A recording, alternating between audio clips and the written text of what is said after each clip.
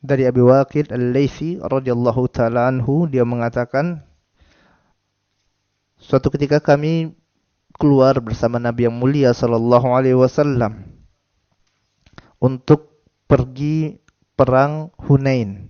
Dan mereka yang turun bersama Nabi yang mulia sallallahu alaihi wasallam ini, di antara mereka adalah orang-orang yang baru keluar dari kekufuran. Mereka baru masuk ke dalam agama Islam. Dan perang Hunain ini, teman-teman yang dimuliakan Allah tabaraka wa taala, ya, dia terjadi setelah Fathul Makkah, yang mana pada saat itu bangsa Arab semuanya belum masuk dalam agama Islam. Masih di sana terdapat beberapa kabilah yang enggan untuk masuk ke dalam agama Islam. Di antaranya adalah Bani Thaqif dan Bani Hawazin. Yang mana perang Hunain ini terjadi pada tahun 8 Hijriah. Dan Rasulullah SAW pada waktu itu membawa sekitar 12.000 pasukan. 10.000 ini pasukan yang ikut pada saat Fathul Makkah. Kemudian ditambah 2.000 orang yang baru masuk Islam pada waktu Fathul Makkah. Wa nahnu hudatsa'u ahdi bi kufrin, dan kami ya baru saja keluar dari kekufuran. Balil musyrikina sidratun yaqufuna indaha wa yanutuna biha aslihatahum.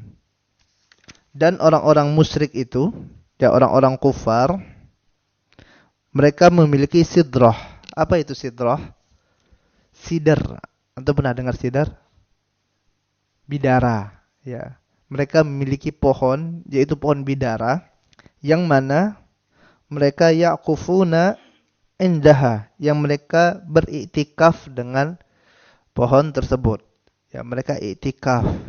Mereka bersemedi, ya. Beriktikaf, berdiam diri, bersemedi, ya, di pohon tersebut. Kemudian mereka juga menggantungkan aslihatahum, yaitu senjata-senjata mereka, pada pohon bidara tersebut. Ya, mereka menggantungkan senjata-senjata mereka pada ranting-ranting pohonnya. Dan pohon itu dinamakan dengan Zatul Anwat. Famararna bisidratin. Kemudian sewaktu hendak ke Hunain tadi, ya mereka melewati pohon ini. Ya, melewati pohon bidara tadi. Yang dahulunya mereka gunakan, yang digunakan oleh orang-orang kufar ini untuk ya meminta barokah. Yang digunakan untuk menggantungkan senjata-senjata mereka agar ya senjatanya mendapatkan barokah, dapat kuat jadi sakti, jadi hebat lah. Dia lewat nih pohon ini. Kemudian mereka katakan kepada Nabi yang mulia sallallahu alaihi wasallam, ya Rasulullah, wahai Rasulullah, ij'al lana zata anwatin kama lahum zatu anwat. Wahai Rasulullah, ya ambilkanlah untuk kami ini zatul anwat. Ya kami juga pingin minta pohon seperti itu, sebagaimana mereka memiliki zatul anwat. Ya, mereka tidak mau menggunakan pohon yang sebelumnya digunakan pada masa kekufuran mereka. Karena mereka tahu sekarang mereka sudah masuk dalam agama Islam. Ya. Akan tapi sisa-sisa dari ajaran agama mereka masih terdapat dalam pikiran mereka. Dalam diri mereka ini masih ada sisa-sisa kekufurannya. Ya. Makanya mereka minta kepada Nabi yang mulia sallallahu alaihi wasallam agar mengambilkan untuk mereka suatu pohon yang dengannya mereka bisa ngalap berkah dengan pohon tersebut.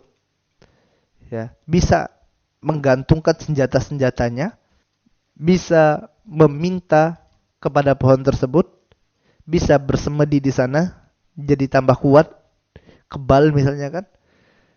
Ya. Kemudian bisa mendapatkan kebaikan-kebaikan dengan pohon tadi. Dia tidak mau pohon yang sudah ya diminta oleh orang-orang kufar dahulunya, karena mereka sekarang sudah muslim. Mendengar perkataan para sahabat, ya, yaitu orang-orang muslim yang baru masuk Islam ini, Ya, dan ini tidak semua jamaah yang Allah tabaraka wa taala. Bukan semua pasukan yang 12.000 itu minta Anda. Ya kan, tapi ini sebagian kecil saja. Ya, sebagian kecil dari kaum muslimin yang mereka baru masuk ke dalam agama Islam. Ya, mereka masih dangkal. Ya, keilmuannya. Baru habis Fathul Makkah, baru saja masuk Islam, mualaf lah. Ya.